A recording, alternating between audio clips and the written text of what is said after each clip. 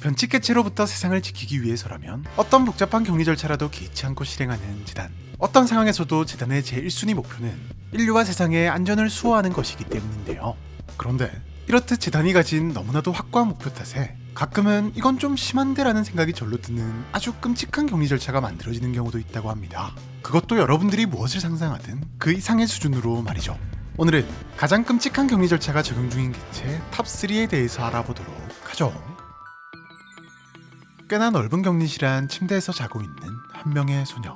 딱히 위험해 보이는 장비도 없는 격리실이지만 이곳은 가장 끔찍한 격리 절차 중 하나가 적용 중인 SCP-239 소녀의 격리실이랍니다. 딱 봐도 어려 보이는 이상구에게 도대체 어떤 격리 절차가 왜 적용 중인 것일까요? 사실 이상구는 어린 나이임에도 불구하고 이론상 모든 것을 할 수 있다고 평가받는 강력한 현실 조정 능력을 가진 존재로 생명체나 물체의 창조부터 제거는 물론 무의식적인 방어 본능 덕에 어떤 형태의 공격에도 피해를 입지 않는 등 현실 조정자 중에서도 상위 클래스에 속하는 능력을 가지고 있는데요.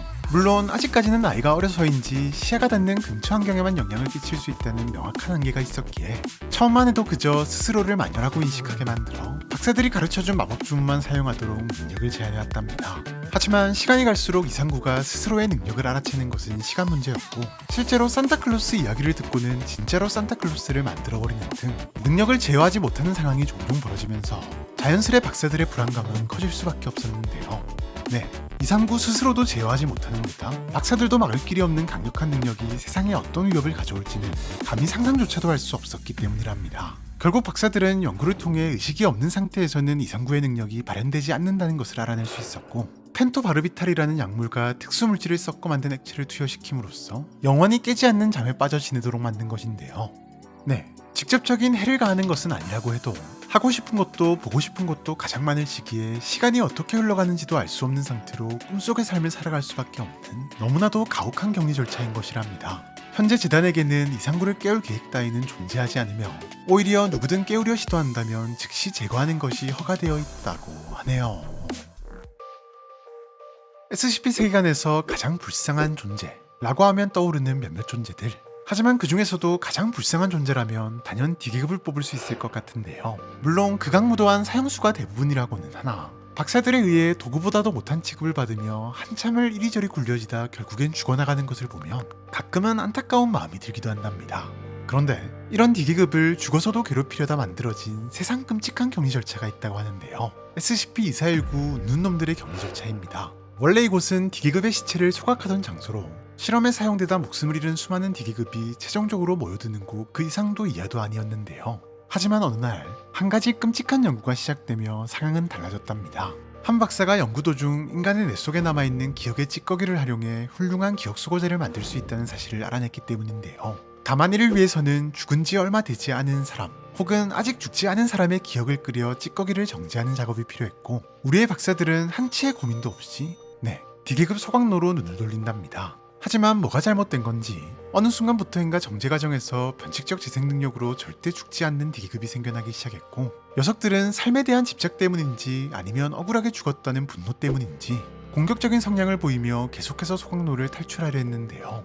녀석들의 계속되는 끈질긴 탈출 시도를 막기 버거웠던 박사들은 결국 소각로를 지속적으로 가동시켜 계속해서 녀석들을 불태움으로써 탈출을 막는 방법을 선택한답니다.